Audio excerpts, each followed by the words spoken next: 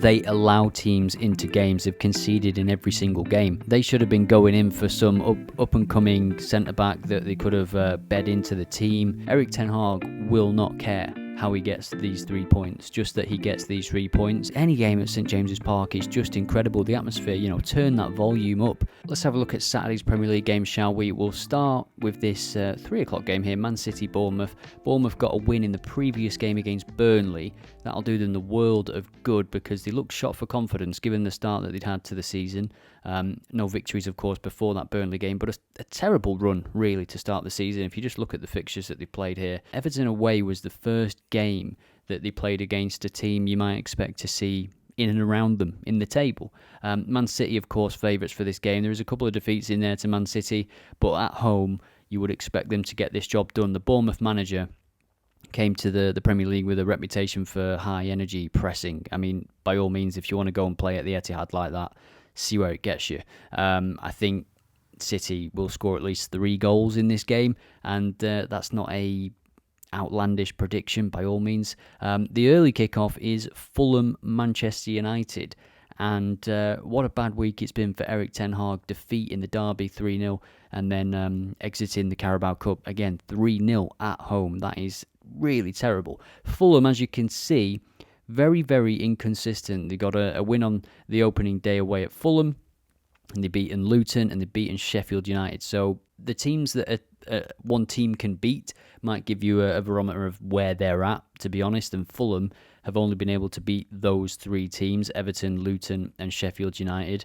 If we look at their home form, they've won 2, they've lost 2, they've failed to score in a couple of those games. They are averaging 0.9 goals per game, Fulham. So this could be a tight one. This could be a game similar to maybe the Burnley game for Man United, where it takes a moment of magic, or it takes a Bruno Fernandes penalty, or something along those lines. And Erik Ten Hag will not care how he gets these 3 points, just that he gets these 3 points and relieves some of that pressure, not just on his players, but on him. There is pressure on Ten Hag. There has to be.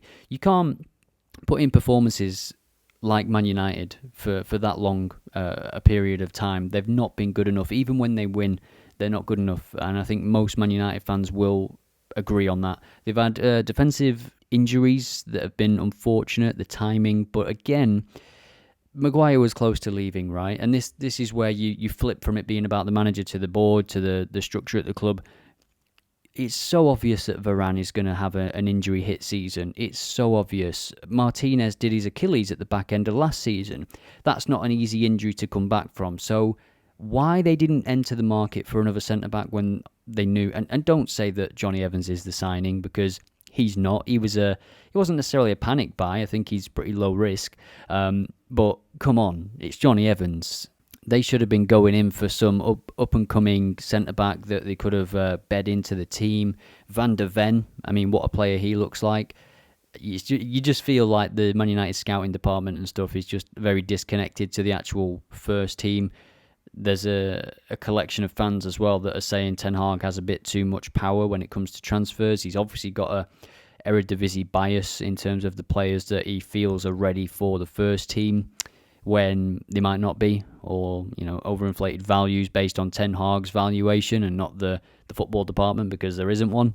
So I think Man United, whilst they're in a bit of a crisis, they're, as we can see by the results, they're capable of scraping a result with a bad performance, which will relieve pressure but might not build confidence. Everton, Brighton is an interesting one as well. I think Brighton, we can see here, I mean, look how many games. It's every single game for Brighton has ended with BTTS landing. That is kind of crazy. 10 out of 10. We've got a 4-1, 4-1, 3-1, 3-1, 3-1, 3-1, 6-1, 2-2, 2-2, and 1-1. So the scores are actually going down a little bit as we progress, and it ends with a 1-1 draw against Fulham last week. But no victory in 4 games now for Brighton. Whilst Everton, they've picked up, haven't they? You can see, regardless of results, obviously Sean Dyche won't say that, but regardless of results as a neutral viewer, when you watch Everton now, it seems to be working a little bit. You can see what's trying to happen. Calvert-Lewin coming back and playing well, finding his fitness again. Hopefully he can stay injury-free, because he is a really, really good forward on his day. I think he's still got a little bit of improving to do. And Branthwaite at the back as well. absolutely top defender, and he will keep improving. I think if there is something that Brighton are going to score, I think that's a given, because I think they've got too much flexibility, too much movement for this Everton team. But Everton are dangerous in their own ways, and I think they've shown that in recent weeks. So this could be an interesting one. I wouldn't want to predict the outcome of this one, because as we see with Brighton's list of fixtures and results, they allow teams into games. They've conceded in every single game. So they are allowing teams back into games, or they're allowing teams to take the lead. There's a lot of second half goals as well where Brighton are concerned. So that might be a market, maybe most goals second half. You can dig a little bit deeper on the Everton data and see what you find. So we'll take a look now at the tea time kickoff, which is Newcastle Arsenal. And by this time, Man City may probably have picked up 3 points against AFC Bournemouth. You would have to expect. Let's take a look at the recent results, and we can see Newcastle started pretty slowly.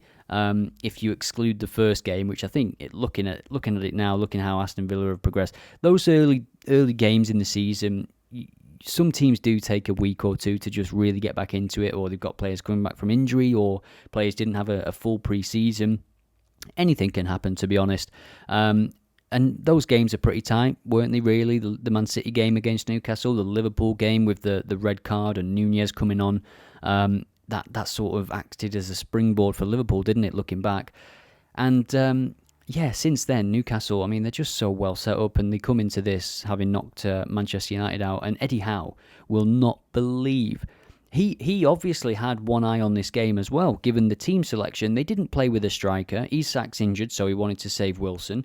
A few players came on in the second half, 70 minutes onwards, but they were 3-0 up. What a way to bring players into a game ahead of a home game against Arsenal. I think Newcastle can win this game. I really do. I think it's going to be a sensational game.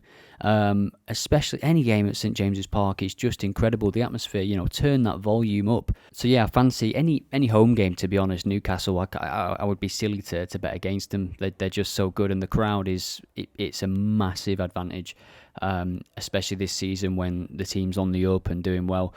But that's what they've got coming to see them on Saturday night. It's interesting, isn't it? People at the start of the season were saying that Arsenal are not playing as well as they did last year, but these are the results. And we're 10 games in now. The draws are to Chelsea, Spurs, and Fulham. They've beaten Manchester City. I think Arsenal fans can be excited, and they've still got players to sort of work into the team. Jesus has been injured, and then he's come back in, and he's injured again. Havertz has not really done anything, if we're being honest.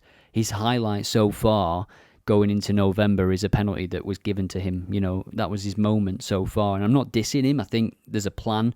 Arteta clearly has a plan for him, and sometimes, like with Guardiola, where he was previously, Arteta, it can take players some time to actually learn the system. But it's a good problem to have, because it's brought a bit more out of Nketiah. Smith Rowe being back now is interesting. If he can find some form, he's a really good player to have in that left-sided centre mid role. Ødegaard had been playing through an injury. He was on the bench in the previous game. It's going to be interesting to see if he plays this one, because you want him playing and you want him at his best, as he was last year. I think he's been all right this year. When I've seen him, he's still been really, really good. I guess the question is, when you're looking at Newcastle's home games, is can they stop Arsenal scoring? They're going to be fresh, I think. Arsenal, I'm not sure how much rotation they did compared to Newcastle in the Carabao Cup. They got beat, didn't they, by West Ham. Newcastle are so solid at home, but Arsenal as well. 3 clean sheets out of 4, conceding 2 at Chelsea. So that was my Premier League preview for Saturday's games. If you're watching this on X, Twitter, YouTube, or TikTok, or wherever, leave a comment with how many goals you think are going to be scored in all of these games. If you're correct, you'll be entered into a draw to win a 3 month of Odd Alerts Pro. All you have to do is leave a comment, and if you do, I appreciate you. Thank you.